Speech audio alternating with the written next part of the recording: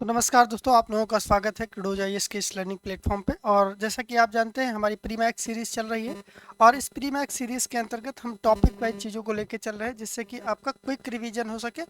और अगर इकोनॉमी की बात की जाए तो इकोनॉमी के अंदर बजट से रिलेटेड क्वेश्चंस हर बार पूछे जाते हैं। और अगर कहा जाए तो जो आपका इकोनॉमी का प्रश्न पूछा जाता है, वो मैक्सिमम आपके अगर 10 क्वेश्चन पूछे गए हैं तो 10 में 3 से 5 प्रश्न आपके बजट से ही रिलेटेड रहते हैं।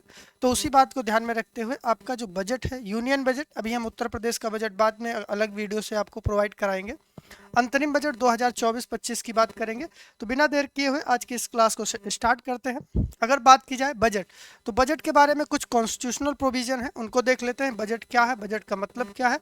तो बजट का अगर उद्देश्य देखा जाए, क्यों लाया जाता है, कहाँ पे उल्लेख किया गया है, इससे भी रिलेटेड कई बार प्रश्न पूछे जाते हैं। तो कई बार की क्लासेस के दौरान जो हम पॉलिटी पढ़ा रहे थे, तो वहाँ पर भी हमने डिटेल में आपको बजट के बारे में बताया था, लेकिन एक बार यहाँ पे फिर से हम रिवाइज कर ले रहे हैं चीज़ों को, जिससे कि आपका कॉन्स्टिट्यूशनल जो प्रोविज़न है वो, और जो बजट के अंदर जो प्रोविज़न दिए गए हैं, वो दोनों चीज़ें आपकी कंप्लीट हो जाए, उसको तैयार कर सकें।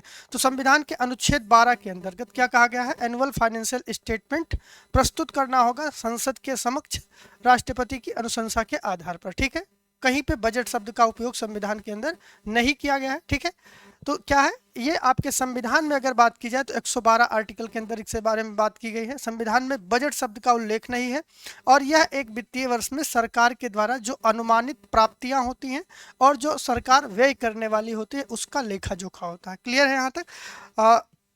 संघीय बजट को राजस्व बजट भी कहा जाता है, जिसे हम फिजिकल बजट भी कहते हैं। और ये सरकार की कर और गैर कर राजस्व प्राप्तियां और जो राजस्व व्यय होता है, तथा जो पूंजीगत बजट होता है, जिसमें सरकार की पूंजीगत प्राप्तियां और पूंजीगत भुगतान, इन सारी चीज़ों के अंदर वर्णित होता है। तो आपको पता होगा बजट का जो डिवीजन है, बजट का डिवीजन आपको हमने बताया है 2 प्रकार से होता है।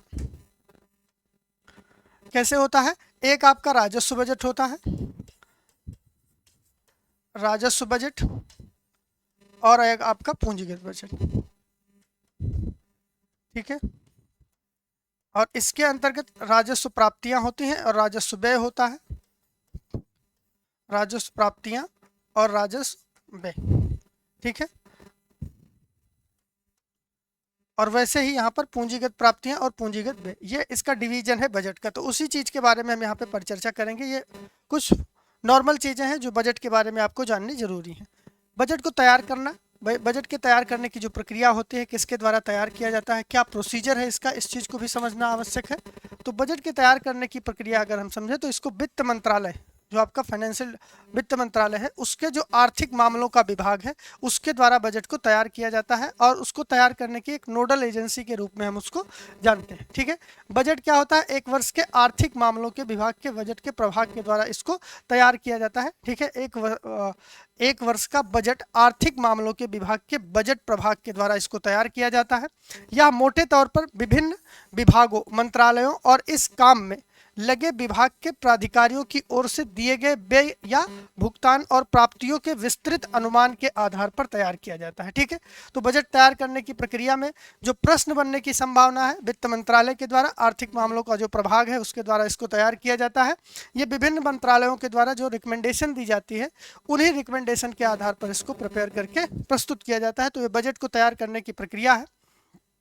बजट को नकदी के आधार पर तैयार किया जाता है, अर्थात किसी एक वित्तीय वर्ष के दौरान उचित मंजूरी के तहत वास्तव में जो कुछ भी प्राप्त होने या भुगतान होने की उम्मीद है, उसी चीज़ के आधार पर इसको हम बनाते हैं।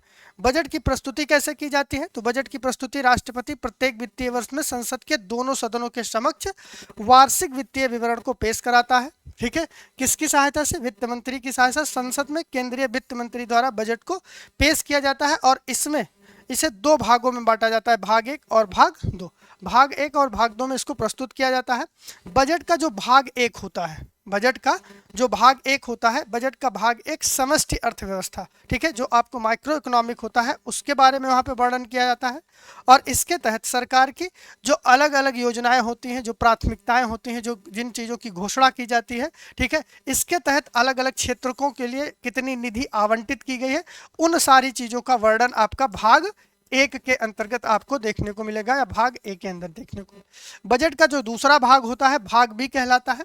यह वित्त विधेयक से संबंधित होता है। क्या होता है? यह वित्त विधेयक से संबंधित होता है।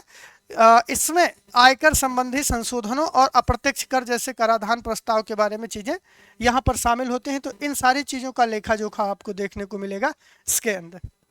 क्लियर है? चलिए, बजट में पेश किए जाने वाले मुख्य दस्तावेज कौन कौन से होते हैं? कई बार सीधे सीधे प्रश्न पूछ लिया जाता है कि बजट के अंदर ये दस्तावेज इसको प्रस्तुत किया गया, तो कौन कौन से दस्तावेज प्रस्तुत किए जाते हैं? तो बजट में पेश किए जाने वाले दस्तावेजों में अगर देखा जाए तो पहला जो अनुच्छेद 112 के अंदर कहा गया है कि संसद के दोनों सदनों के समक्ष एनुअल फाइनेंशियल स्टेटमेंट या वार्षिक वित्तीय विवरण वो प्रस्तुत किया जाएगा, तो वो उसके साथ में रहता है। अनुदान की मांगे जो होती हैं, अनुदान की मांगों के संदर्भ में संविधान के अनुच्छेद 113 के तहत जो भी प्रोविजन दिया गया है उस चीज को अनुदान की मांगों के तहत संसद के अंदर पेश किया जाता है। साथ ही साथ वित्त विधेयक होता है। वित्त विधेयक कहाँ पर होता है? तो अनुच्छेद 110 के तहत जो परिभाषित किए गए हैं कि कौन से वित्त विधेयक होंगे वो उसके अंतर्गत शामिल होंगे। एफआरबीएम एक्ट जो है, ठीक है, एफआरबीएम अधिनियम के तहत अनिवार्य राजकोषीय नीति का विवरण उसके अंतर्गत उसको संविष्ट करना रहता है। साथ ही साथ यहाँ पर संविष्ट जो समष्टि आर्थिक रूपरेखा का विवरण है, यानी माइक्रो इकोनॉमिक फ्रेमवर्क स्टेटमेंट्स जो हैं वो भी आपके उसमें प्रस्तुत होते हैं। साथ ही साथ मध्यावधि राजकोषीय नीति या सह राजकोषीय नीति का जो कार्य होता है उसके संबंध में जो योजनाएं होती हैं उन सारी चीज़ों का विवरण भी आपका इसके साथ में बजट के साथ में प्रस्तुत किया जाता है, जिसे हम medium term physical policy strategy statement कहते हैं। वो भी आपका इसी के अंदर शामिल होता है। ठीक है, बजट के साथ में कुछ अन्य व्याख्यात्मक दस्तावेज भी प्रस्तुत किए जाते हैं। ये दस्तावेज कौन कौन से हैं? तो उसमें आपका आता है व्यय बजट, प्राप्ति बजट, व्यय की रूपरेखा, बजट एक नज़र में, ठीक है, जिसे हम बजट हाईलाइट भी कहते हैं, और बजट 2024-25 की मुख्य विशेषताओं के बारे में भी यहाँ पे वर्णन किया गया है। ठीक है, कौन कौन सी चीज़ें यहाँ पर रहेंगी। ठीक है, तो ये सारी चीज़ें, ये जो 4 चीज़ें हैं बजट के साथ में जो आपके विस्तृत दस्तावेज होते हैं वो भी प्रस्तुत किए जाते हैं। बजट 2024-25 की अगर विशेषताओं की बात की जाए तो बजट 2023-24 की घोषणाओं का कार्यान्वयन किस प्रकार से हुआ है, ये सारी चीज़ें, जैसे जिस बजट को पेश किया गया है उसकी क्या विशेषताएं रहेंगी और उसकी घोषणाओं को क्रियान्वित करने के लिए क्या क्या स्ट्रेटजी लगाई गई है, वो सारी चीज़ें इसमें शामिल होती हैं। तो बजट के अंदर जो डॉक्यूमेंट होते हैं, कौन कौन से चीज़ें बजट के अंदर कौन कौन सी चीज़ें प्रस्तुत की जाती हैं, दस्तावेज कौन कौन से होते हैं, वो आपके लिए बहुत महत्वपूर्ण है। कई बार यहाँ से प्रश्न पूछा गया। वार्षिक वित्तीय विवरण अनुच्छेद 112 के तहत, अनुच्छेद 113 के तहत जो अनुदान की मांगे होती हैं, अनुदान की मांगे मतलब जो भी डिमांड की जाती है विभिन्न डिपार्टमेंट के माध्यम से, उन सारी चीज़ों का विवरण जो होता है अनुदान की मांगों के अंतर्गत आता है। अभी हम बताएंगे कि अनुदान की मांगे क्या है वैसे बेसिकली। ठीक है, ये सारे दस्तावेज उसके साथ में प्रस्तुत किए जाते हैं। अगर हम बजट की हिस्ट्री की बात करें, क्योंकि कई बार प्रश्न सीधा सीधा पूछ लिया जाता है स्टेटमेंट वाइज, तो अगर स्वतंत्रता के पहले के इतिहास की बात की जाए, स्वतंत्रता के पहले बजट की क्या हिस्ट्री रही है, तो बजट जो है सबसे पहली बार कब प्रस्तुत किया गया था? 7 अप्रैल 1860 को। किसके द्वारा पेश किया गया था? तो उस टाइम पे बिल्कुल ऑब्वियस सी बात है कि ईस्ट इंडिया कंपनी ने ब्रिटिश क्राउन को भारतीय प्रशासन के हस्तांतरण के 2 साल बाद इसको क्या किया था? पेश किया था भारत का बजट। क्लियर है? बजट प्रस्तुत करने वाले पहले वित्त सदस्य जो थे उनका क्या नाम था? तो जेम्स विल्सन। ठीक है, जेम्स विल्सन के द्वारा पहली बार क्या किया गया? बजट प्रस्तुत किया गया। तो कई बार यहाँ से प्रश्न पूछा जाता है, स्टेटमेंट वाइज प्रश्न बना सकते हैं कि 7 अप्रैल 1880 को पहली बार बजट पेश किया गया। भारत का पहली बार बजट पेश करने वाले सदस्य कौन थे? तो उनका नाम जेम्स विल्सन था। अंतरिम सरकार के सदस्य लियाकत अली खान, जो अंतरिम सरकार का गठन हुआ था उनमें एक सदस्य इनका नाम लियाकत अली खान था। उनके द्वारा 1947 से 1948 के अंतर्गत बजट प्रस्तुत किया गया था। तो ये आपके बजट के कुछ ऐतिहासिक क्षण हैं जिनके ऊपर प्रश्न बनने की संभावना रहती है कि स्वतंत्र भारत के स्वतंत्रता के पहले क्या कंडीशन रही है, कितनी बार बजट पेश किया गया, कब शुरुआत की गई, वो सारी चीज़ें जो फैक्ट के रूप में होती हैं, या आपके स्वतंत्रता के पहले। अगर हम वही बात करें स्वतंत्रता के बाद में पहली बार कब बजट पेश किया गया, तो भारत के प्रथम वित्त मंत्री जिनका क्या नाम था? आर.के. सनमुखम चेट्टी। ठीक है, आर.के. सनमुखम चेट्टी ने 26 नवंबर 1947 को पहला बजट पेश किया था संसद के अंदर। ठीक है, तब से बजट की प्रक्रिया विकसित हुई है और सार्वजनिक वित्त प्रबंधन के लिए एक महत्वपूर्ण साधन के रूप में इसको माना जाता है, जो आपका बजट होता है।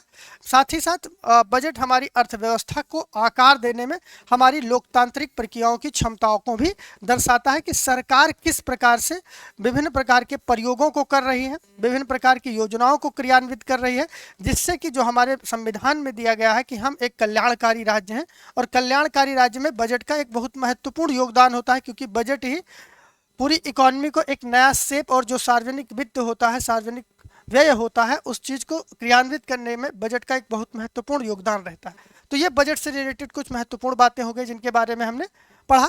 बजट की प्रक्रिया क्या होती है, तो जैसे आपको पता है कि संसद के अंदर कोई भी विधेयक पेश किया जाता है तो उस विधेयक को पास होकर एक विधि बनने की जो प्रक्रिया होती है, सेम ही प्रोसेस आपका बजट में देखने को मिलेगा, लेकिन थोड़ा सा उसमें अंतर होता है। अंतर क्या होता है, सबसे पहले बजट को प्रस्तुत किया जाता है, फिर उसके बाद में बजट के ऊपर आम परिचर्चा होती है। आम परिचर्चा के बाद में जो भी डिमांड्स की जाती हैं, उन डिमांड्स को विभिन्न प्रकार की विभागीय समितियों को भेज दिया जाता है। बजट में जैसे मान चलिए कि किसी डिपार्टमेंट के लिए 1000 करोड़ रुपए आवंटित किया गया, तो आम परिचर्चा के बाद में उस विभाग को दे दिया जाएगा, विभाग उसकी स्क्रूटनी करेगा, स्क्रूटनी करने के बाद में अंत में वो विभाग के द्वारा जो भी रिकमेंडेशन होगी, जो भी और भी चीज़ें होती हैं, क्योंकि विभाग के पास में क्या होता है, एक्सपर्टीज़ होती हैं। ठीक है, उन एक्सपर्टीज़ के जाँच के आधार पर उसमें कुछ संशोधन करके जो भी परिवर्तन या जो और चेंजेस की ज़रूरत होती है, उन सारी चीज़ों को करके वो उसको अनुदान की मांगों के ऊपर उसको बजट क्या कर दिया जाता है, सदन के अंदर पेश कर दिया जाता है। फिर जो यहाँ पर फाइनल अप्रूवल आता है विभागीय समितियों की रिकमेंडेशन, और उसमें चेंजेस करने के बाद में अनुदान की मांगों के ऊपर मतदान होता है। अनुदान की मांगों के ऊपर मतदान पास होने के बाद में उसका एक विनियोग विधेयक पारित किया जाता है, और विनियोग विधेयक पारित होने के बाद में विभिन्न प्रकार के वित्त विधेयक पारित होते हैं, और जो भी पैसा आवंटित होता है वो विभिन्न डिपार्टमेंट के पास में चला जाता है। ठीक है, बहुत डिटेल में अगर आप इसको समझना चाहें, बहुत डिटेल में समझने के लिए आप 12 घंटे का जो महामैराथन हुआ था वहाँ पे आप जाएंगे तो इसको और डिटेल में समझाया गया है। सीधा आप उसके डिस्क्रिप्शन बॉक्स में जाएंगे और वहाँ से संसद क्लिक करेंगे। संसद क्लिक करने के बाद सीधा आप वहाँ पे पहुँच जाएंगे और वहाँ से आप इसको देख सकते हैं पूरी बजट की प्रक्रिया क्या है। ठीक है, रिवीजन के लिए वो वीडियो आपके लिए बहुत ही महत्वपूर्ण है। चलिए, तो बजट की पूरी प्रक्रिया निम्नलिखित चरणों में गुजरती है, उसको हमने आपको बता दिया गया कैसे कैसे बजट की प्रक्रिया चलती है। ये तो था बजट से रिलेटेड जो आपके कुछ महत्वपूर्ण डायमेंशंस होते हैं, जो आपके इतिहास है उसका, जो संवैधानिक प्रोविजन है, जो जो चीज़ें होती हैं वो। अगर हम बात करें 2024-25 के अंतरिम बजट की, ठीक है, अंतरिम बजट क्यों पेश किया जाता है, क्योंकि इस साल चुनाव चल रहा था, चुनाव के बाद में नई सरकार गठित हुई थी, तो उस जब नई सरकार आती है तो उस टाइम पे जो बजट पेश किया जाता है उसको हम अंतरिम बजट के रूप में जानते हैं। वो अभी पूर्ण बजट के बजाय अंतरिम बजट के रूप में पेश हुआ था। ठीक है, तो जो आम बजट आपका अंतरिम बजट 2024-25 आया था, चूंकि 2024 में चुनावी वर्ष था, तो इसलिए अभी पूर्ण बजट की बजाय अंतरिम बजट पेश किया गया था, और इसकी क्या क्या चीज़ें थी, क्या क्या फोकस किया गया था, उन सारी चीज़ों को हम देखते हैं। ठीक है, तो जैसा कि हमने आपको बताया अंतरिम बजट क्या है, अंतरिम बजट एक अल्पकालिक वित्तीय योजना होती है। इसे अगले चुनाव तक सरकारी खर्चों को कवर करने के लिए पेश किया जाता है। ठीक है, जैसे मान चलिए फरवरी में आपका बजट पेश किया जाता है, तो फरवरी से पहले जून में आपका चुनाव हुआ था, तो फरवरी तक कैसे सरकार का खर्चा चलेगा, तो उस कंडीशन में अंतरिम बजट पेश किया गया। ठीक है, तो एक क्या है, अल्पकालिक वित्तीय योजना होती है और इसे अगले चुनाव तक सरकारी खर्चों को कवर करने के लिए पेश किया जाता है। अगर बात की जाए पूर्ण बजट के विपरीत, जो आपका अंतरिम बजट होता है, ये केवल नई सरकार के गठन तक अल्प अवधि के लिए सरकार के लिए जो अनुमानित राजस्व है, उस राजस्व की और उसके व्यय के अनुरूप कितने पैसे की जरूरत होती है, उन सारी चीज़ों को पूरा करने के लिए प्रस्तुत किया जाता है। तो पूर्ण बजट में सरकार क्या करती है, पूर्ण बजट में सरकार राजस्व, व्यय, आवंटन, आर्थिक नीतियों के विवरण सहित सरकारी वित्त के हर एक पहलू को शामिल करने का प्रयास करती है। जबकि अंतरिम बजट में अगर कहा जाए तो अंतरिम बजट में सरकार संसद के लेखानुदान पारित कराती है और उसी के ऊपर काम करती है। ठीक है, उसके बाद में एक आपका आता है इसी के अंदर लेखा अनुदान, वोट ऑन अकाउंट। ठीक है, वोट ऑन अकाउंट क्या होता है, तो संविधान के अनुच्छेद 116 के अनुसार लेखा अनुदान तत्काल व्यय की आवश्यकताओं को पूरा करने के लिए भारत का जो कंसोलिडेटेड फंड ऑफ इंडिया है, यानी कि जिसे संचित निधि कहा जाता है, उससे सरकार के अग्रिम भुगतान का प्रावधान करता है। ठीक है, तो वो सारी चीजें इसके अंतर्गत शामिल की गई हैं। चलिए अब हम शुरुआत करते हैं जो अंतरिम बजट था, अंतरिम बजट का भाग एक के अंदर जैसे हमने आपको बताया कि जो समष्टि अर्थव्यवस्था होती है उसके दृष्टिकोण को यहाँ पर प्रस्तुत किया जाता है। तो वही चीज़ है, अगर हम बात करें संविधान जो बजट है, बजट का भाग एक के अंदर क्या किया गया है, तो अंतरिम बजट 2024-25 के अंदर बजट का जो विजन रखा गया वो क्या है, तो 2047 तक, ठीक है। बजट का विजन क्या है, तो 2047 तक विकसित भारत की एक परिकल्पना सरकार की उस समृद्ध भारत की है जो आधुनिक अवसंरचना के साथ साथ प्रकृति के साथ साथ तालमेल रखते हुए सभी नागरिकों को और उन सभी क्षेत्रों को अपना समर्थन हासिल करने के लिए अवसर दे सके। ये था क्या, बजट का विजन कि 2047 तक। सीधा सीधा प्रश्न बनना है, ध्यान से आप पढ़ लीजिएगा इसको। 2047 तक विकसित भारत की यह परिकल्पना सरकार के उस समृद्ध भारत की ओर है जो आधुनिक अवसंरचना के साथ जो मॉडर्न इंफ्रास्ट्रक्चर है, उस मॉडर्न इंफ्रास्ट्रक्चर को डेवलप करना, प्रकृति के साथ में क्या करना है, तालमेल रखते हुए, यानी कि सतत विकास लक्ष्यों को प्राप्त करते हुए।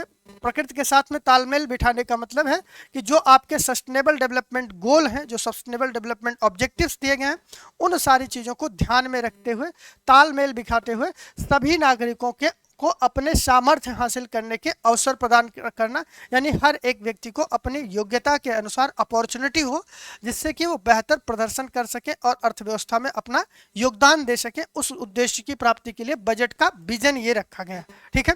तो कभी भी अगर प्रश्न पूछा जाएगा तो अंतरिम बजट 2024-25 का विजन क्या रहा है, तो विजन में आप इसी चीज को लिख सकते हैं या इसी से संबंधित आप विकल्प को क्लिक कर सकते हैं, ठीक है।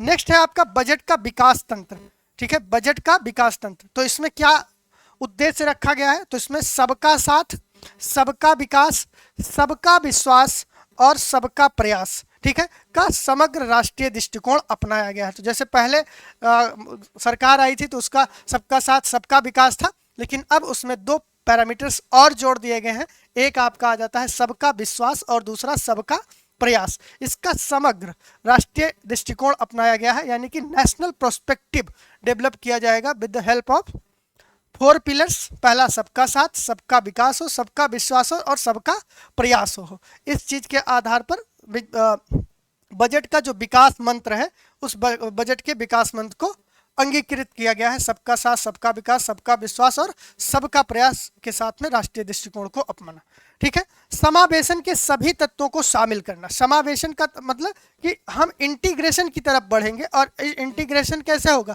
राष्ट्र का विकास तभी संभव होगा जब सभी लोग मिलकर काम करेंगे। तो उस चीज को यहाँ पर इस बजट के दर्शन के रूप में या फिलॉसफी ऑफ द अंतरिम बजट 2024-25 क्या है, तो ये आपका ये 4 पैरामीटर है जो कि समावेशन के सभी तत्वों को शामिल करने का प्रयास कर रहे हैं, और इसी को बजट के दर्शन के रूप में या फिलॉसफी ऑफ अंतरिम बजट 2024-25 कहा गया। तो यहीं से आपके 3-4 प्रश्न बनने की संभावना है। अगर आपसे पूछ लिया जाए कि अंतरिम बजट 2024-25 का दर्शन क्या है, तो वही जो मंत्र आपको बताया गया कि सबका साथ, सबका विकास, सबका विश्वास और सबका प्रयास, एक समग्र राष्ट्रीय दृष्टिकोण के आधार पर इसको अपनाया गया है, ठीक है। सामाजिक समावेशिता और भौगोलिक समावेशिता, ये दोनों एलिमेंट है इसके अंतर्गत जिसको बहुत महत्व दिया गया है। सबसे पहली चीज जो सामाजिक समावेशिता है, समाज के सभी वर्गों को कवरेज किया जाना चाहिए, ठीक है। सभी जो भी योजनाएं हों, जो भी चीजें की जा रही हैं, उनका लाभ हर एक व्यक्ति को मिलना चाहिए, ये बात यहाँ पर कही गई है। और भौगोलिक समावेशिता यानी कि देश के सभी लोगों के विकास के जरिए हम क्या कर सकते हैं, भौगोलिक समावेशिता को प्राप्त कर सकते हैं। तो सबका साथ, सबका विकास, सबका समग्र विकास होगा, ठीक है। सबका साथ, सबका विकास, सबका विश्वास, ठीक है। सबका प्रयास द्वारा क्या होगा, समर्थित जनसांख्यिकी जो आपका डेमोग्राफी डिविडेंड है, उसके बाद में जो आपका लोकतंत्र है और जो यहाँ की डाइवर्सिटी है, ठीक है, इसकी ट्रिनिटी के आधार पर ही 2047 तक हम विकसित भारत को प्राप्त कर पाएंगे। तो ये एक प्रकार से ऑर्डर दिया गया है। ऑर्डर मतलब क्रोनोलॉजी दी गई है। क्रोनोलॉजी में सबका साथ और सबका विकास, जब ये दोनों चीजें मिलेंगी तब क्या होगा, सबका समग्र विकास हो पाएगा, ठीक है। जब सबका साथ होगा, सबका विकास होगा, तभी तो सबका समग्र विकास हो पाएगा। और जब समग्र विकास होगा तो समग्र विकास के अंतर्गत कौन कौन सी चीजें हो जाएंगी? सबका साथ हो गया, सबका विश्वास हो गया, सॉरी सबका विकास हो गया और सबका विश्वास हो गया। जब ये चारों चीजें बनेंगी तो सबका प्रयास सफल होगा और इसके द्वारा समर्थित जो आपका जनसांख्यिकी है या जो डेमोग्राफी है वो आपका सुदृढ़ होगा। और डेमोग्राफी जब सुदृढ़ होगा तब हम एक बेहतर लोकतंत्र की स्थापना की तरफ बढ़ पाएंगे। वैसे भी हमारी लोकतंत्र व्यवस्था, लोकतांत्रिक व्यवस्था बहुत बेहतर है अन्य देशों की अपेक्षा, लेकिन अगर इस तरह से हम एक साथ मिलकर समावेशिता के सिद्धांत पर आगे बढ़ेंगे तो लोकतंत्र आपका मजबूत होगा और विविधता को भी मजबूती मिलेगी और इस प्रकार से एक ट्रिनिटी बनेगी, एक त्रिकोण बन के चीज़ें चलेंगी और हम 2047 तक क्या करेंगे? विकसित भारत के लक्ष्य को प्राप्त करने में सक्षम हो पाएंगे। तो ये सारी चीज़ें यहाँ पर इस बजट की थीम के अंतर्गत, इस बजट की फिलॉसफी के अंतर्गत, इस बजट के दर्शन के रूप में परिभाषित की गई है। क्लियर है? फोकस क्षेत्र क्या रखा गया है? कई प्रश्न 2-3 परीक्षाएं हुई, वहां पे प्रश्न पूछा भी गया है। तो जो अंतरिम बजट था उसके 4 पिलर थे। पहला आपका गरीबी, दूसरा आपका महिलाएं थी, तीसरा आपका युवा या जिसे हम कह सकते हैं अमृत पीढ़ी, यह आपकी तीसरा पिलर था, और चौथा आपका अन्नदाता, चौथा पिलर आपका अन्नदाता था। यहाँ से आपके लिए ये जो वीडियो है बहुत ही महत्वपूर्ण होने वाली है, तो ध्यान से आप इसको देखते चलिएगा। फोकस के क्षेत्र में प्रमुख उपलब्धियां क्या रही हैं? जैसे गरीबी को हमने फोकस किया है तो हमारी उपलब्धियां क्या रही हैं, यहीं से प्रश्न पूछा जाता है। तो सबसे पहली चीज अगर हम बात करें गरीबी उन्मूलन की तो उसके अंतर्गत 25 करोड़ लोगों को बहुआयामी गरीबी से मुक्ति मिली है। जो मल्टी डायमेंशनल पॉवर्टी थी, उस मल्टी डायमेंशनल पॉवर्टी से हम क्या है? बाहर निकल के आए हैं। दूसरा प्रत्यक्ष लाभ हस्तांतरण, अंतरण जो होता है जिसे डीबीटी कहा जाता है, डायरेक्ट बेनिफिट ट्रांसफर। तो पीएम जनधन खातों के उपयोग से 34 सॉरी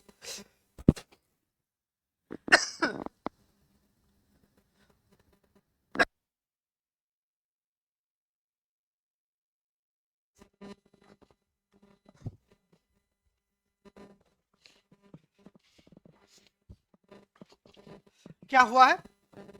पीएम जनधन खाते के उपयोग से लगभग 34 लाख करोड़ रुपए के डायरेक्ट बेनिफिट ट्रांसफर के जरिए सरकार को 2.7 लाख करोड़ रुपए की बचत हुई है इस परियोजना के माध्यम से। ठीक है, एक और परियोजना यहाँ पर चलाई गई है, पीएम स्वनिधि। पीएम स्वनिधि क्या है? तो 78 लाख स्ट्रीट वेंडर को ऋण सहायता प्रदान करने के लिए ये योजना चलाई गई है। तो जो गरीबी थी उस गरीबी के उन्मूलन के लिए जो प्रयास किए गए थे, उन प्रयासों के अंतर्गत आप देख रहे हैं कि सरकार ने अगर गरीबी को टारगेट किया है, फोकस एरिया बनाया है बजट का, तो बजट के अंदर क्या क्या प्रोविजन किए गए हैं। ठीक है, पीएम स्वनिधि थी, पीएम स्वनिधि के अंदर 78 लाख जो स्ट्रीट वेंडर थे उनको ऋण सहायता प्रदान की गई है। प्रश्न क्या बनेगा? सीधा सीधा प्रश्न पूछ लिया जाएगा कि सरकार के द्वारा स्ट्रीट वेंडर की सहायता के लिए कौन सी योजना क्रियान्वित की गई है? तो कौन सी आपकी है? पीएम स्वनिधि योजना। उसमें और भी प्रश्न पूछा जा सकता है कि कितने? 78 लाख। ठीक है, ऋण सहायता प्रदान की गई। तो ये सारी चीजें आपको पता होनी चाहिए अगर जो आपका ये पहला पिलर है जिसे हम गरीबी कह रहे हैं। 2.3 लाख स्ट्रीट वेंडर को तीसरी बार क्रेडिट मिला है, मतलब कि थर्ड फेज में भी उनको तीसरी बार भी क्रेडिट प्रदान किया गया है, ये आपका 2.3 लाख स्ट्रीट वेंडर्स को। इसी के साथ में पीएम जनधन योजना जो है ये भी आपकी गरीबी के लिए बनाई गई है। तो इसकी सहायता से विशेष रूप से कमजोर आदिवासी समूहों तक पहुंचने में भी मदद मिली है। साथ ही साथ पीएम विश्वकर्मा योजना, पीएम विश्वकर्मा योजना का क्या उद्देश्य रहा है?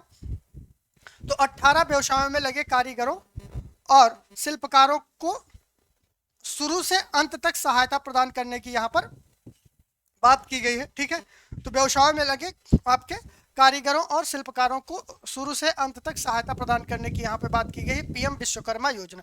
तो अब आप ध्यान से समझिएगा, जैसे फोकस एरिया गरीबी का था तो उसमें क्या लक्ष्य हमने प्राप्त किया वो याद होना चाहिए, और उस लक्ष्य को प्राप्त करने के लिए सरकार के द्वारा जो योजनाएं चलाई गई हैं उन योजनाओं का भी हमें जानकारी होना चाहिए कि क्या उसका उद्देश्य रहा है, कैसे चीजें चल रही। ठीक है, तो यह आपका था गरीबी जो पहला पिलर था। दूसरा पिलर इसका है महिलाएं। महिलाओं के लिए क्या क्या चीजें की गई हैं? तो सरकार के द्वारा महिलाओं को सशक्त करने के लिए, महिला सशक्तिकरण को बढ़ावा देने के लिए और समाज के अंदर इनकी इनको बेहतर पोजीशन में लाने के लिए सरकार के द्वारा विभिन्न प्रकार के इनिशिएटिव्स लिए गए हैं। और उसमें सबसे पहला इनिशिएटिव क्या है, जो महिला उद्यमी है उन महिला उद्यमियों को मुद्रा योजना के अंतर्गत अब तक 30 करोड़ रुपए का ऋण प्रदान किया गया है। पहली चीज ये आपका हुआ है।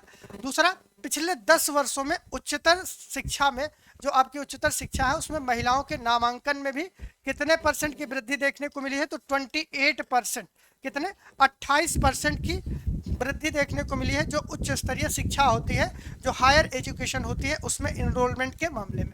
ठीक है, एक और चीज चली की गई है, स्टीम जो कोर्सेज चलाए गए हैं उस कोर्सेज में लड़कियों और महिलाओं का नामांकन जो है उसमें 43% की वृद्धि देखने को मिली है। ठीक है, यह आंकड़ा दुनिया में सबसे अधिक है किसी एक प्रोग्राम के अंतर्गत। क्लियर है। नेक्स्ट है 3 तलाक और गैर कानूनी बनाकर महिलाओं की जो गरिमा है उसकी सुरक्षा को बचाया गया है, यह भी प्रयोग किया गया है सरकार के द्वारा। साथ ही साथ लोकसभा और राज्य विधानसभाओं में महिलाओं के लिए 1/3 सीटों को आरक्षित करने के लिए 128वें संविधान संशोधन विधेयक को भी मंजूरी प्रदान की गई है। इसका मतलब ये हुआ कि जो आपका विधानसभा है, ठीक है, जो आपका संसद है उसमें जो महिलाएं होंगी उन वो आपके टोटल स्ट्रेंथ का 1/3 होंगी। तो ये भी महिला पार्टिसिपेशन और महिला सशक्तिकरण के लिए एक बहुत महत्वपूर्ण पैरामीटर माना जाएगा इस कॉन्टेक्स्ट में। चलिए आगे बढ़ते हैं। ग्रामीण क्षेत्रों में पीएम आवास योजना के तहत 70% से अधिक मकान महिलाओं को एकल या संयुक्त महिलाओं के रूप में प्रदान किया गया है। तो ये भी बहुत बड़ा इनिशिएटिव है महिला सशक्तिकरण के उद्देश्य से। एक बार इसको फिर से रिवाइज कर लेते हैं, देख लेते हैं महिलाओं के लिए क्या क्या किया गया है। तो उद्यमिता को बढ़ाने के लिए 30 करोड़ रुपए का ऋण प्रदान किया गया है मुद्रा योजना के तहत। पिछले 10 वर्षों में उच्चतर शिक्षा के अंतर्गत महिलाओं का जो एनरोलमेंट रेशियो है 28% बढ़ा है। स्ट्रीम कोर्स के अंतर्गत महिला और लड़कियों के नामांकन में 43% की बढ़ोतरी देखने को मिली है। 3 तलाक के वजह से स्त्रियों की गरिमा को सुरक्षा प्रदान की गई है। लोकसभा और राज्य विधानसभाओं के लिए जो 1/3 जो सीटों को आरक्षित करने की बात की गई है उसके लिए जो 128वां संविधान संशोधन विधेयक प्रस्तुत किया गया था उसको भी मंजूरी प्रदान की गई है। साथ ही साथ ग्रामीण क्षेत्रों में जो पीएम आवास योजना है उस पीएम आवास योजना के तहत 70% से अधिक मकान जो है वो महिलाओं को या एकल संयुक्त महिलाओं के रूप में आवंटित किए गए हैं। तो ये सारे इनिशिएटिव सरकार के द्वारा लिए गए हैं महिलाओं के लिए। तीसरा आपका है जो है आपका युवा यूथ या अमृत पीढ़ी। ठीक है, इसके लिए सरकार के द्वारा क्या क्या परियोजनाएं क्रियान्वित की गई हैं और उसका क्या इम्पैक्ट रहा है, सरकार के द्वारा जो इनिशिएटिव लिए जा रहे हैं उसका उद्देश्य क्या रहा है। तो इसमें अगर हम बात करें तो राष्ट्रीय शिक्षा नीति 2020, इसमें परिवर्तनकारी सुधारों की शुरुआत की गई है अभी तक। ठीक है, PM schools for rising India, क्या है, PM schools for rising India, जिसे पीएम श्री बोला जाता है। ये पीएम स्कूल या पीएम श्री में गुणवत्तापूर्वक पढ़ाई हो रही है और बच्चों का समग्र एवं चहुमुखी विकास भी किया जा रहा है। तो ये भी इसका एक इम्पैक्ट देखने को मिला है सरकार के द्वारा युवाओं को सशक्त करने के उद्देश्य से। ठीक है, कौशल भारत मिशन, क्या है, कौशल भारत मिशन, इसके अंतर्गत क्या किया गया, 1.4 कितने 1.4 करोड़ युवाओं को प्रशिक्षित किया गया है और 54 लाख, कितने 54 लाख युवाओं के कौशल को अपग्रेड किया गया है और 3000 नए ITIs की स्थापना की गई है, जिससे लोग ट्रेन होके कुछ रोजगार या स्वरोजगार या व्यवसाय को क्रियान्वित कर सके और अपने आप को आगे बढ़ा सके। साथ ही साथ उच्चतर शिक्षा है तो नए संस्थानों का निर्माण किया गया है। कौन कौन से, तो 16 IITs का 7 IIT बनाए गए हैं। उसके बाद में 16 ट्रिपल IITs बनाए गए हैं, 7 IIMs बनाए गए हैं नए, 15 एम्स कॉलेजेस को बनाया गया है और 390 विश्वविद्यालय को स्थापित किए जाने का उद्देश्य यहाँ पर रखा गया है उच्चतर शिक्षा में लोगों को पार्टिसिपेट करने के लिए, बढ़ाने के लिए। ठीक है, पीएम मुद्रा योजना कुल मिलाकर 22.5 लाख करोड़ के 5 लाख करोड़ के 43 करोड़ लोन क्या है स्वीकृत किए गए हैं मुद्रा योजना के तहत। ठीक है, फंड स्टार्टअप इंडिया और स्टार्टअप क्रेडिट गारंटी योजना, यह आपका स्टार्ट किया गया है युवाओं को सहायता करने और उन्हें रोजगारदाता बनाने के लिए सरकार के द्वारा किया गया है। Fund of funds startup India एक परियोजना क्या थी, फंड्स ऑफ फंड्स था, दूसरा स्टार्टअप इंडिया था और तीसरा स्टार्टअप क्रेडिट। इन सारी क्रेडिट गारंटी योजना, तो इन सारी योजनाओं के माध्यम से युवाओं को सहायता प्रदान किया जा रहा है और युवाओं को रोजगार प्रदाता, ठीक है, रोजगार दाता को बनाने के लिए क्रियान्वित किया जा रहा है, यानी कि वो अपना बिजनेस स्टार्ट कर सकते हैं। इसके लिए सरकार के द्वारा ये इनिशिएटिव लिए गए हैं, ठीक है। खेलों में युवा, ठीक है, युवा जो आपका स्पोर्ट के अंदर युवाओं की जो भागीदारी है उसको सुनिश्चित करने के लिए भी सरकार के द्वारा विभिन्न प्रकार की योजनाओं को क्रियान्वित किया जा रहा है। जैसे 2023 में एशियाई खेलों और एशियाई पैरा खेलों में की पदक तालिका में अब तक के सबसे बेहतरीन स्थान हासिल हुए हैं भारत को, ठीक है। 2023 में शतरंज के प्रतिभाशाली खिलाड़ी प्रज्ञानंद ने मौजूदा विश्व चैंपियन मैग्नस कार्लसन को के विरुद्ध कड़ी चुनौती पेश की थी। ये भी भारत के अंदर स्पोर्ट का एक नया जज्बा तैयार करता है। भारत में वर्तमान में 80 से अतिरिक्त शतरंज ग्रैंड मास्टर हैं, जबकि 2010 में इनकी संख्या कुल कितनी होती थी, 20 होती थी। तो ये सारी चीज़ें क्या है, खेलों में युवाओं का जो पार्टिसिपेशन है उस चीज़ को यहाँ पर दर्शाती हैं। बात की जाए अन्नदाता या अन्नदाता किसान के बारे में, तो क्या क्या इनिशिएटिव यहाँ पर लिया गया है सरकार के द्वारा अन्नदाता किसान के लिए। ये जो 4th पिलर है जिसको टारगेट किया जा रहा है, तो इसमें आप देखेंगे कि पीएम किसान सम्मान योजना क्या है। पीएम किसान सम्मान योजना यानी कि लघु या सीमांत किसानों के लिए सहित 11.8 करोड़ किसानों को प्रत्यक्ष वित्तीय सहायता प्रदान की गई है। किसके द्वारा, पीएम किसान सम्मान योजना के द्वारा। दूसरा है पीएम फसल बीमा योजना। पीएम फसल बीमा योजना के तहत 4 करोड़ किसान इसमें लाभान्वित हो रहे हैं, ये भी इनिशिएटिव लिया गया।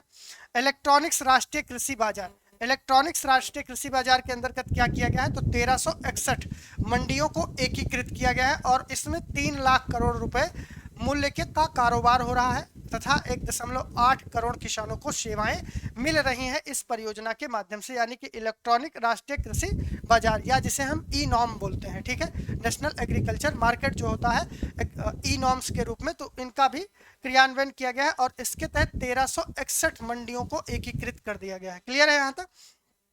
अन्नदाता के लिए यहाँ पर ये सारी चीजें की गई।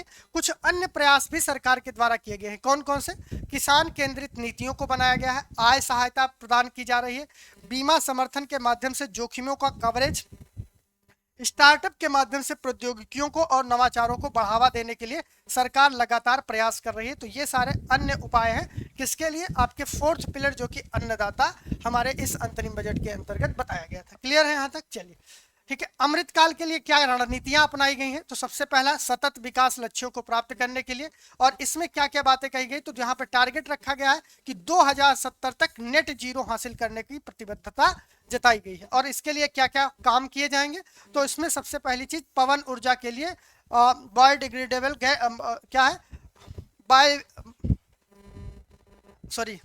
पवन ऊर्जा के लिए वायबिलिटी गैप फंडिंग की जाएगी, वायबिलिटी गैप फंडिंग होगी। दूसरा, कोयला और गैसीकरण तथा द्रवीकरण क्षमता की स्थापना की जाएगी। सीएनजी, पीएनजी और संपीड़ित बायोगैस का चरणबद्ध तरीके से अनिवार्य रूप से इसको क्या किया जाएगा, सम्मिश्रण किया जाएगा। बायोगैस एकत्रीकरण मशीनीकरण की खरीद के लिए भी वित्तीय सहायता प्रदान की जाएगी, जिससे कि हम 2070 तक नेट जीरो हासिल कर सके। नेट जीरो क्या होता है, तो कार्बन एमिशन को बिल्कुल शून्य कर दिया जाए, उसके बारे में यहाँ पे बात की जा रही है। ठीक है, छत पर सौर ऊर्जा संयंत्र स्थापित करना, तो 1 करोड़ घरों के लिए प्रति माह 300 यूनिट तक मुफ्त बिजली प्रदान की जाएगी। ठीक है, सार्वजनिक परिवहन नेटवर्क के लिए ई बसों को अपनाया जाएगा। विनिर्माण और चार्जिंग अवसंरचना का समर्थन करने के लिए ई वाहन परिवेश को मजबूत किया जाएगा, जिससे कि हम क्या करें, कार्बन एमिशन को कम कर सकें। और उसके बाद में पर्यावरण के अनुकूल विकल्पों का समर्थन करने के लिए बायो मैन्युफैक्चरिंग और बायो फाउंड्री संबंधी कई योजनाओं को भी शुरुआत किया जाएगा, जिससे कि हम जो हमारा टारगेट है उसको अचीव कर पाए। अब तक की उपलब्धियां क्या रही हैं, तो अगर हम पीएम उज्ज्वला योजना के तहत कहें तो इसके अंतर्गत लगभग कितना हुआ है, 10 करोड़ एलपीजी कनेक्शन प्रदान किए गए हैं।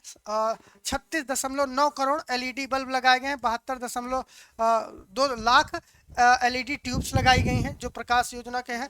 उज्ज्वला के तहत अभी तक 23.6 लाख ऊर्जा कुशल पंखे भी वितरित किए जा चुके हैं।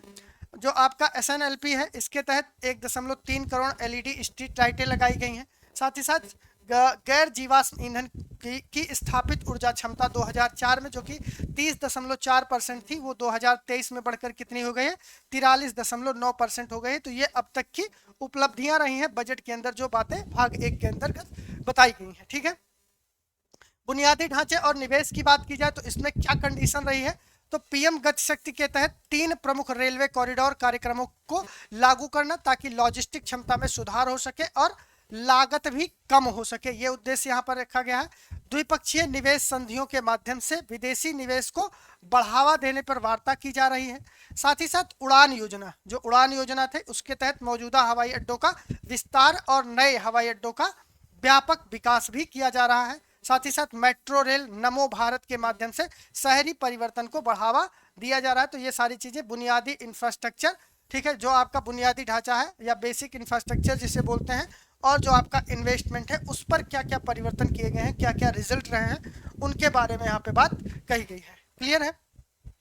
अब तक की इसमें उपलब्धियां क्या रही हैं, तो अब तक की उपलब्धियां पूंजीगत व्यय में बढ़ोतरी रही है और एफडीआई का जो अंतर प्रवाह था, यानी एफडीआई भी दुगना हुआ है और पूंजीगत व्यय में बढ़ोतरी हुई है। यानी कि सरकार का जो आपको बताया गया था बजट का दूसरा प्रारूप होता है पूंजीगत व्यय। तो पूंजीगत व्यय क्यों किया जाता है, सरकार विभिन्न प्रकार के जो इंफ्रास्ट्रक्चर प्रोजेक्ट होती है उनको लागू करने के लिए पूंजीगत व्यय करते हैं। तो जो पूंजीगत व्यय था उसमें वृद्धि हो रही है, यानी कि कहने का मतलब जो ये सारे काम कहे गए हैं इन पर काम किया जा रहा है, तभी पूंजीगत वृद्धि हो रही है व्यय में।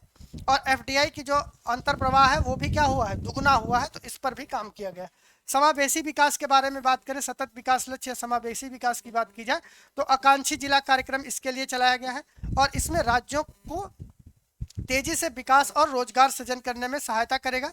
जो आकांक्षी जिला कार्यक्रम है, पूर्वोत्तर का विकास, इसके लिए पूर्वी क्षेत्रों और वहां के लोगों को भारत के विकास का एक शक्तिशाली चालक बनाने के लिए पूर्वोत्तर विकास कार्यक्रम को भी क्रियान्वित किया गया है। पीएम आवास योजना ग्रामीण जो है, इसके तहत अगले 5 वर्षों में अतिरिक्त 2 करोड़ घर बनाने का लक्ष्य केंद्रित किया गया है। मध्यम वर्ग के लिए आवास योजना, तो मध्यम वर्ग को अपना घर खरीदने बनाने के लिए प्रोत्साहित करने के लिए सरकार के द्वारा इस योजना को क्रियान्वित किया गया है। मौजूदा अस्पतालों के इंफ्रास्ट्रक्चर का उपयोग करके और अधिक मेडिकल कॉलेजेस को स्थापित किया जाएगा, इसको भी यहाँ पर एक क्रियान्वित किया गया है। 9 से 14 वर्ष की आयु वर्ग की लड़कियों के लिए साइकिल कैंसर के सर्वाइकल कैंसर के टीकाकरण को प्रोत्साहित करने की बात की जा रही है। तो ये सारे इनिशिएटिव लिए गए हैं गवर्नमेंट के द्वारा इस बार।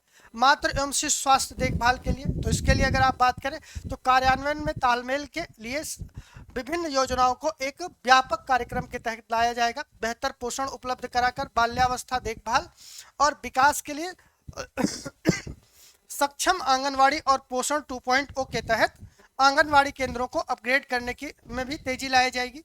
टीकाकरण के प्रबंधन के लिए तैयार किया गया नया यूबिन, ठीक है, यूबिन प्लेटफॉर्म जो है और मिशन इंद्रधनुष, इसको पूरे देश के अंतर्गत लागू किया जाएगा, तेजी से आरंभ किया जाएगा जिससे इसका इफेक्टिव इम्प्लीमेंटेशन हो पाए। तो ये सारी चीजें थी बजट के अंदर, कई बार आप लोग पढ़े हुए हैं, रिवीजन आप करेंगे, बहुत डिटेल में हम इसको नहीं समझा रहे हैं, बस आपको रिवाइज कराने के पॉइंट ऑफ व्यू से चीजों को लेकर चल रहे हैं। फिर उसके बाद में आयुष्मान भारत योजना, इसके अंतर्गत क्या हुआ, तो योजना के अंतर्गत स्वास्थ्य की देखभाल के लिए विस्तार हेतु सभी आशा कार्यकर्ताओं, आंगनवाड़ी कार्यकर्ताओं और सहायिकाओं जो होती हैं उनको भी शामिल किया जाएगा, जिससे कि हम आयुष्मान भारत का जो दायरा है उसको और बढ़ा कर सके। ठीक है, जो सहायिका होती हैं उन सहायिकाओं को भी इसमें शामिल किया जाएगा।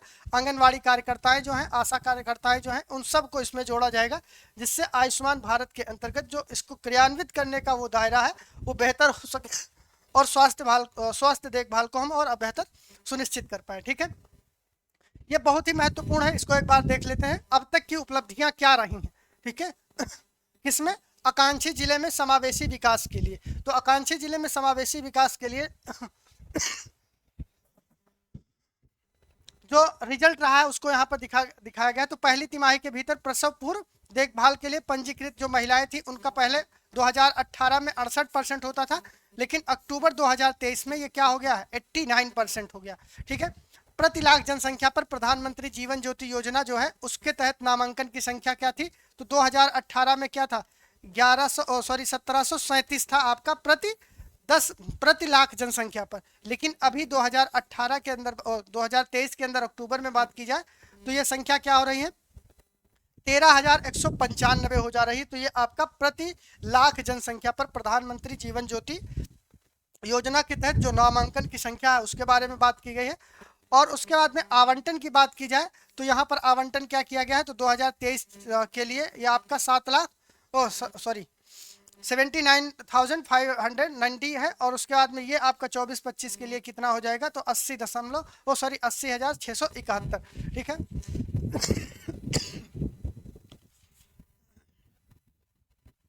चलिए आगे बढ़ते हैं।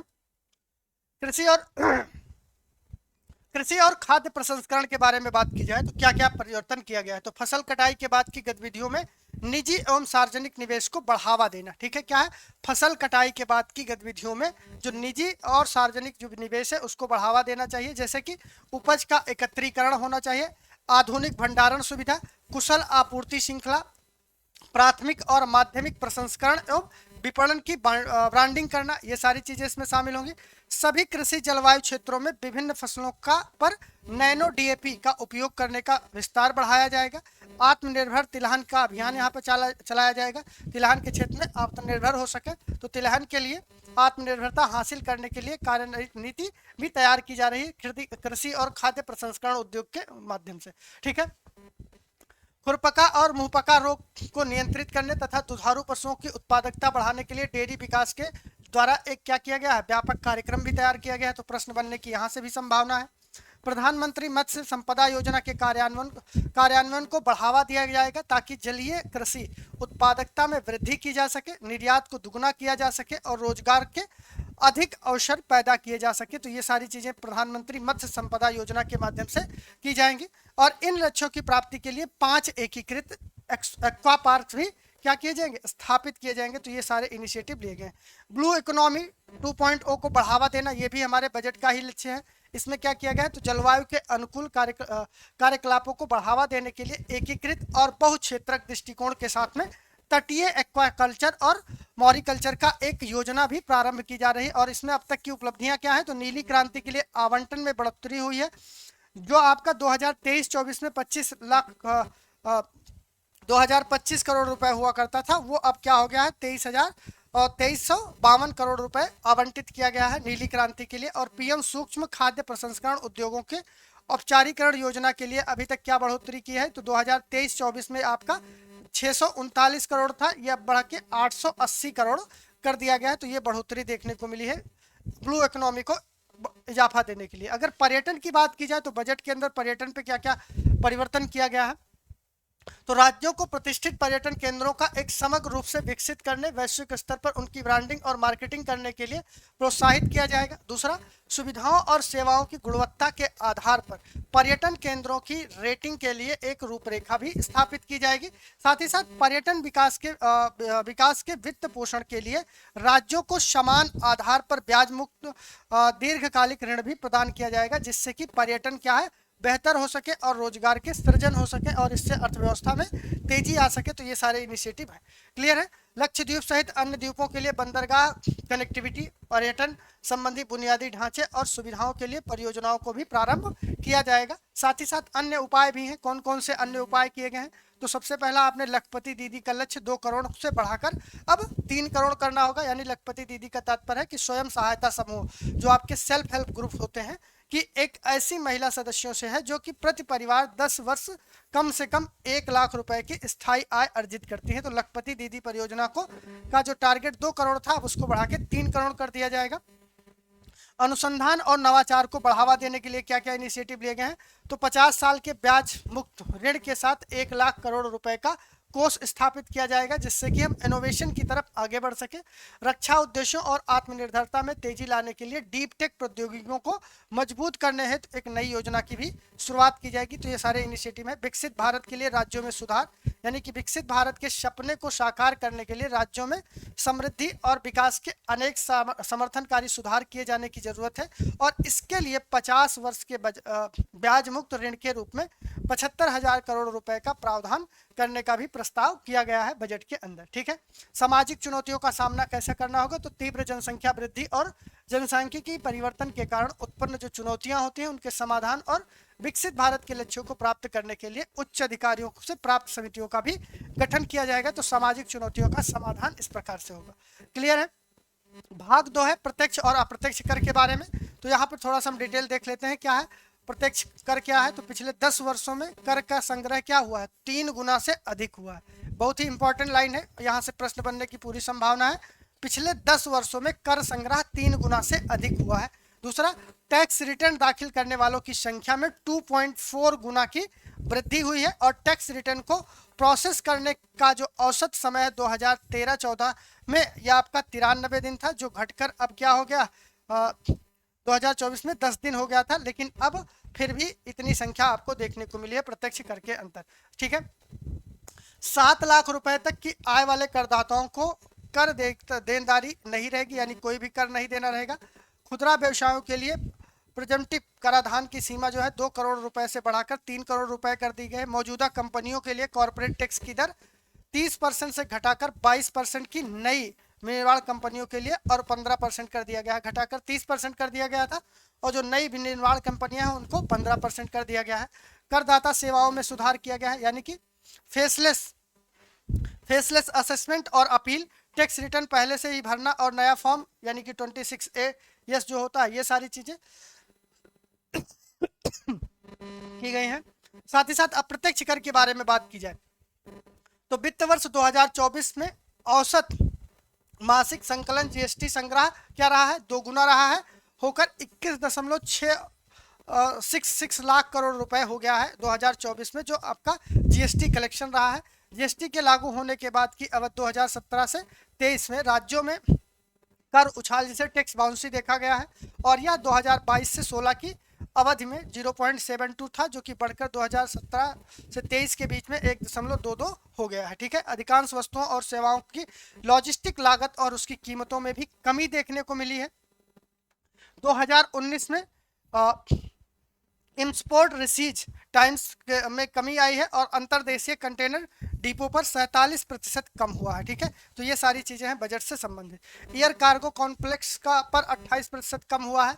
समुद्री बंदरगाहों पर 27% कम हुआ है। टैक्स आर्बिट्राज और जो चुंगी होती है उसको भी समाप्त करके आपूर्ति श्रृंखला को बेहतर बनाने का भी प्रयास किया जा रहा है। कर प्रस्ताव कौन कौन से हैं, तो कराधान में निरंतरता यानी कि स्टार्टअप और सॉवरेन वेल्थ फंड या पेंशन फंड द्वारा किए गए निवेशों के लिए कुछ कर लाभ और कुछ आईएफएससी यूनिट्स के लिए कुछ कर छूट 31 मार्च 2025 तक बढ़ा दी गई है। ये भी इसके अंतर्गत का प्रोविजन है। बकाया प्रत्यक्ष करों को माफ किया जाएगा। तो इसमें क्या क्या है, वित्त वर्ष 2009 से 10 तक की अवधि के लिए 25,000 रुपए तक और वित्त वर्ष 2011 से 15 की अवधि के लिए 10,000 रुपए तक था। इसमें लगभग 1 करोड़ करदाताओं को लाभ होने की उम्मीद है। प्रत्यक्ष और अप्रत्यक्ष करों, आयात शुल्कों और कॉर्पोरेट करों के लिए समान करों की दरों को बनाए रखने की बात यहाँ पर की गई है। आई होप आपको क्लियर हो गया होगा। अब यहाँ पर एक बहुत ही इंपॉर्टेंट चीज है कि अगर कोई भी पैसा आता है, ठीक है, सरकार के पास में पैसा आता है तो वो पैसा कहाँ से आता है और वो पैसा कहाँ कहाँ खर्च किया जाता है, ये बहुत इंपॉर्टेंट है। ये 1 रुपए के कॉन्टेक्स्ट में दिया गया है तो आप उसको समझने का प्रयास करिए। तो कहाँ से सरकार के पास में पैसा आता है, तो सबसे पहले इनकम टैक्स, ये जो है आपके लिए बहुत ही इंपॉर्टेंट फिगर है। तो सबसे पहले सरकार के पास पैसा कहाँ से आता है, आयकर से आता है। आयकर से कितना आता है, 19%। फिर उसके बाद में केंद्रीय उत्पाद शुल्क, केंद्रीय उत्पाद शुल्क से 5%। निगम कर के रूप में 17% पैसा आता है सरकार के पास में। उधार और अन्य देयता से सरकार के पास में 28% पैसा आता है। उसके बाद में अगर हम बात करें जो गैर कर प्राप्तियां होती हैं, ठीक है, गैर कर प्राप्तियों से 7%, गैर ऋण पूंजीगत जो प्राप्तियां होती हैं उनसे 1%, और जीएसटी से देखा जाए, जीएसटी और जो अन्य कर होते हैं उनसे 18% टोटल पैसा आता है। यानी सरकार के पास में जो कुल आय हो रही है, कुल आय का ये आपका रेशियो दिखाया गया है इतना। 1 रुपए कहाँ खर्च होता है, ये भी बहुत महत्वपूर्ण हो जाता है। तो सरकार के द्वारा जो सरकार के पास में जो पैसा आता है वो कहाँ पे कितना परसेंट खर्च होता है। पहला, सरकार 4% पेंशन के ऊपर, 20% ब्याज के भुगतान के ऊपर, केंद्रीय प्रायोजित योजनाएं, केंद्र के द्वारा जो योजनाएं चलाई जाती हैं उस पर 8%, सरकार विभिन्न प्रकार की जो सब्सिडी देती है उस सब्सिडी पे सरकार का 6%, 8% सरकार का रक्षा के ऊपर खर्च हो जाता है। अन्य व्यय जो होते हैं सरकार के उस पर 9% खर्च होता है। करों और शुल्कों में राज्यों का जो हिस्सा होता है वो कितना परसेंट चला जाता है, 20% राज्यों का हिस्सा चला जाता है। वित्त आयोग और उससे संबंधित जो अंतरण होते हैं उसमें 8% सरकार का जाता है, और साथ ही साथ जो केंद्रीय क्षेत्र की योजनाएं होती हैं उसमें सरकार का 16% खर्च हो जाता है। तो जो पैसा आता है और जो पैसा खर्च होता है उसका रेशियो यहाँ पर आपको दर्शाया गया है। आई होप चीजें समझ में आ रही होंगी आपको। घाटे के वित्त या पोषण के स्रोत जो होते हैं उसके बारे में यहाँ पे बताया गया है। ठीक है, तो यहाँ पर जो घाटे के वित्त या पोषण के जो स्रोत होते हैं, तो मान के चलिए जो घाटा हो जाता है, बजट घाटा जो होता है उसको कैसे पूरा किया जाता है, क्या उसका रेशियो रहा है। तो अगर हम यहाँ पर देखें तो ये जो अल्पकालिक उधारी होती है इसको यहाँ पर आपको येलो कलर से दिखाया गया है कि बजट के अंदर कभी घाटा होता है तो थोड़े समय के लिए हम कहीं से जो पैसा उधार लेते हैं उसे अल्पकालिक उधारी के रूप में परिभाषित किया जाता है। ठीक है, अल्प बचतों की तुलना में प्रतिभूतियों को, जब गवर्नमेंट सिक्योरिटी अपनी सिक्योरिटी सेल करती है तो उस कंडीशन को यहाँ पर दर्शाया गया है अल्प बचतों की तुलना में प्रतिभूतियों के सेल के रूप में, तो ये आपका आ जाता है। ठीक है, राज्य भविष्य निधि, तो राज्य भविष्य निधि में ये रेड कॉरिडोर आपको दिखाया गया है। ठीक है, अन्य प्राप्तियां, घरेलू लोक वित्त, बाह्य ऋण और ये, तो इनके बीच में यहाँ पर लिखा दिखाया गया है कि राजकोषीय घाटे के वित्त पोषण के स्रोत। ठीक है, बाजार से उधारी के अतिरिक्त कौन कौन सी चीजें की जाती हैं, बाजार से उधारी किस प्रकार से ली जाती है, तो वही चीज यहाँ पर दर्शाई गई है। और यहाँ पर अगर देखें 2022-23 का तो स्ट्रक्चर ये रहा है, 23-24 का ये स्ट्रक्चर रहा है, 24-25 का ये रहा है, और 24-25 में सॉरी 23-24 का ये रहा है, और 24-25 का ये रहा है। तो यहाँ पर थोड़ा सा घटता हुआ दिख रहा है, लेकिन बजट का घाटा अभी आपको यहाँ पर दिख रहा होगा। ठीक है, ये बजट घाटे के रूप में है और उसका वित्त पोषण कैसे किया जाएगा। भारतीय अर्थव्यवस्था का प्रदर्शन क्या रहा है, तो जो आपका, ये बहुत ध्यान से समझिएगा, जीडीपी के प्रतिशत के रूप में घटता सीएडी, करंट अकाउंट डेफिसिट जो होता है बैलेंस ऑफ पेमेंट के अंदर। ठीक है, करंट अकाउंट डेफिसिट जो है वो घट रहा है किसके तुलना में, जीडीपी के प्रतिशत के रूप में। तो अगर हम यही फाइनेंशियल ईयर 2014 की बात करें तो ये जो आपका था लगभग 1.75 के करीब था, ये पहले घटा, बहुत नीचे आया, फिर बढ़ा, फिर बढ़ा, और इस तरह से अगर आप देखें तो वर्तमान समय में 2024 में ये लगभग 1% के करीब आपका 1.5% के करीब आ रहा है जीडीपी के प्रतिशत के रूप में घटता सीएडी। करंट अकाउंट डेफिसिट जो है आपका वित्त, ठीक है, बैलेंस ऑफ पेमेंट के अंदर, वो उसकी बात कर रहा है। दूसरा, घटती बेरोजगारी दर, अब सरकार तो बेरोजगारी दर दिखा रही है कि घट रही है, लेकिन रोजगार का सृजन उस हिसाब से नहीं हो रहा है। तो यहाँ पर आप देखेंगे कि पहले 6.1% था, अब घट के क्या हो गया है, 3.2% हो गया है। तो घटती बेरोजगारी दर दर्शाया गया है। सकल अग्रिम के प्रतिशत के रूप में घटता जीएनपीएस। ठीक है, तो जीएनपी भी आपका क्या है, वो भी घटता दिख रहा है। डिजिटल ट्रांजैक्शन की बढ़ोतरी, यानी कि जो आपका डिजिटल पेमेंट है, डिजिटल पेमेंट मतलब ऑनलाइन पेमेंट, तो ऑनलाइन पेमेंट में 2018 में ये कंडीशन थी, और 2024 में आप देख रहे हैं कि कितना ज़्यादा ट्रांजैक्शन आपका देखने को मिल रहा है डिजिटल ट्रांजैक्शन के रूप में। ठीक है, औसत मासिक श्रृंखला जो है आपका जीएसटी का, उसमें भी आप देख रहे हैं कि किस प्रकार से वृद्धि हो रही है फाइनेंशियल ईयर के अनुसार से। हेडलाइन जो मुद्रास्फीति होती है, हेडलाइन मुद्रास्फीति, ठीक है, जो सीपीआई होता है आपका, उसमें आप देख रहे हैं कि 5.5% है, लगातार वो घटी हुई है, बीच में घटती बढ़ती रहती है, वो आपका दर्शाया गया है यहाँ पर। उसके बाद में यहाँ पे कुछ टर्म्स दिए गए हैं, इन टर्म्स को पढ़ने की जरूरत नहीं है, सारे टर्म्स को आपको समझा दिया गया है। ठीक है, तो कुल मिला के बजट के बारे में अगर जो महत्वपूर्ण चीज़ें थी जिन पे आपको पढ़ने की जरूरत थी, वो सारी चीज़ें हमने आपको कवर कर ली है कंप्लीट बजट का। इसको एक बार आप लोग क्विक रिवीजन करिएगा, क्योंकि एक दो बार आप पढ़ चुके हैं, पिछले 6 महीने से आप बजट के बारे में कई बार आपने देखा होगा। हमने एक बार सारी चीज़ों को रिवाइज कर दिया है। आप इसको 2x 3x पे, मतलब 2x या 1.75 पे लगा के एक दो बार सुनेंगे तो सारी चीज़ें आपको रिकॉल हो जाएंगी, रिवाइज हो जाएंगी। ठीक है, तो इस क्लास को यहीं पे वाइंड अप करते हैं, मिलते हैं दूसरी क्लास में जिसमें हम लोग इकोनॉमी और ज्योग्राफी के नए कॉन्सेप्ट को देखेंगे। तब तक के लिए धन्यवाद। ये क्विक रिवीजन सीरीज आपके लिए बहुत महत्वपूर्ण है। Thank you.